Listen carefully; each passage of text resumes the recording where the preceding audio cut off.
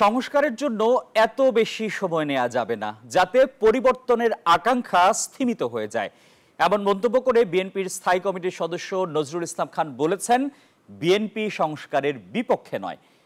এদিকে ঐক্যমত্যের ভিত্তিতে জাতীয় সনদ তৈরি করে স্থায়ী গণতান্ত্রিক ব্যবস্থা তৈরি করাই মূল লক্ষ্য বলে জানিয়েছেন জাতীয় ঐক্যমত্য কমিশনের সহসভাপতি অধ্যাপক ডক্টর আলী রিয়াজ। বৃহস্পতিবার সকালে সংস্কার প্রস্তাবনা নিয়ে জাতীয় সংসদ ভবনের এলজি হলে কমিশনের সঙ্গে বৈঠকে বসে বিএনপির প্রতিনিধি দল। বৈঠকের আগে সূচনা বক্তব্যে এসব কথা বলেন তারা। নজরুল ইসলাম খান বলেন, অতীতের অনেক বিজয় ধরে রাখা সম্ভব না হলেও দেশ গঠনের নতুন সুযোগ কাজে লাগাতে চায় তাদের দল।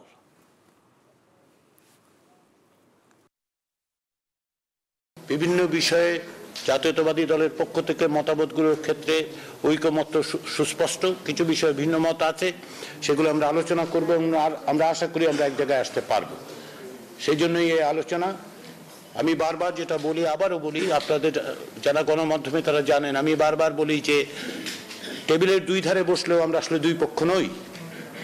আমরা একত্রে সকলে মিলে জাতির যে আকাঙ্ক্ষা, যে একটি ঐকমত্য তৈরি করা, একটি দীর্ঘমেয়াদী স্থায়ী ভিত্তি দেয়া গণতন্ত্রকে, তার জন্য আমরা সকলে কাজ করছি। এই যে সংস্কার কমিশনের কাজ, আমরা এটাকে ওই দৃষ্টিকোণ থেকে নিয়েছি যে আমরা কিছু সংস্কারের প্রস্তাব করেছি, আরো কিছু ভালো প্রস্তাব আসছে, আমরা সেটা আলোচনা করে গ্রহণ করলে, জনস্বার্থে বিবেচনা করলে আমরা সেটাকে গ্রহণ করব। এবং আমরা যে 31 দফা কর্মসূচি বলেছি, এটা কারো কাছে দাবি না, এটা আমাদের এক ধরনের ঘোষণা, এক ধরনের প্রতিশ্রুতি। দর্শক, জাতীয় সংসদ ভবনের এলডি হলে বিএনপির সঙ্গে জাতীয় ঐক্যমত্য কমিশনের বৈঠক চলছে। এই বিষয়ে আরো খবর জানাতে সরাসরি যুক্ত হচ্ছেন সহকর্মী সাইফুল ইসলাম। সাইফুল, বিএনপির কোন কোন নেতা বৈঠকে অংশ নিয়েছেন?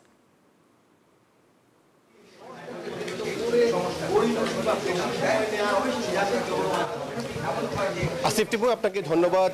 ইতিমধ্যেই কিন্তু জাতীয় ঐক্যমত্য কমিশনের সঙ্গে বিএনপির যে বৈঠক অনুষ্ঠিত হচ্ছে, সেটি প্রায় 1.5 ঘন্টা অতিবাহিত হয়েছে এবং আজকের এই বৈঠকে বিএনপির স্থায়ী কমিটির সদস্য নজরুল ইসলাম খানের নেতৃত্বে 5 সদস্যের প্রতিনিধি দল তারা এই বৈঠকে অংশ নিচ্ছে। দলের স্থায়ী কমিটির সদস্য সালাউদ্দিন আহমেদ, বিএনপি চেয়ারপারসনের উপদেষ্টা Ismail Zabihullah, supreme court bar অ্যাসোসিয়েশনের সাবেক সাধারণ সম্পাদক ব্যারিস্টার রুহুল কুদ্দুস কাজল এই বিএনপির প্রতিনিধি দলের বৈঠকে অংশ নিচ্ছে। এবং অপরদিকে জাতীয় ঐক্যমত্য কমিশনের সহসভাপতি অধ্যাপক আলী রিয়াজ তার প্রতিনিধি দলের নেতৃত্ব দিচ্ছেন এবং অধ্যাপক আলী রিয়াজ আজকের এই বৈঠকের সূচনা লগ্নে তিনি বক্তব্য রেখেছেন। তিনি সেই বক্তব্যে স্পষ্ট করে বলেছেন, বিএনপি একটি বড় দল হিসেবে ইতিমধ্যেই সংস্কার প্রস্তাব তারা দিয়েছে এবং 6টি যে কমিশন গঠন হয়েছিল, সেই 6টি কমিশনে বিএনপি যে প্রস্তাব দিয়েছে সেই প্রস্তাবের সাধুবাদ জানিয়েছেন এবং তিনি বলেছেন যে বিএনপি গণতন্ত্র প্রতিষ্ঠায় অতীতে তাদের যে অবদান, সেই অবদান দেশের জন্য গুরুত্বপূর্ণ এবং তিনি বলেছেন যে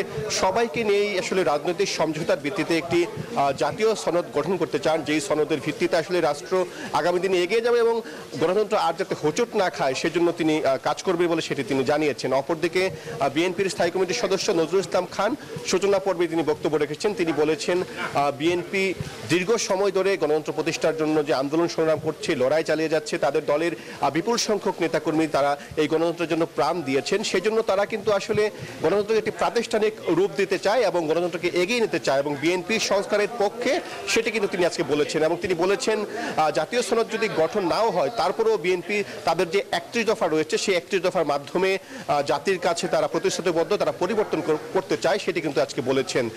এখনো বৈঠক চলছে, পরবর্তীতে নতুন আপডেট পেলে আপনার মাধ্যমে দর্শকদের জানিয়ে দেব। আসিফ টিপু। সাইফুল, আপনাকে ধন্যবাদ। বান্ডেল থাকলে প্রতি সেনমানিতে টাকা বাঁচবে। বিকাশ সেনমানি বান্ডেল কিনে জিতুন প্রতি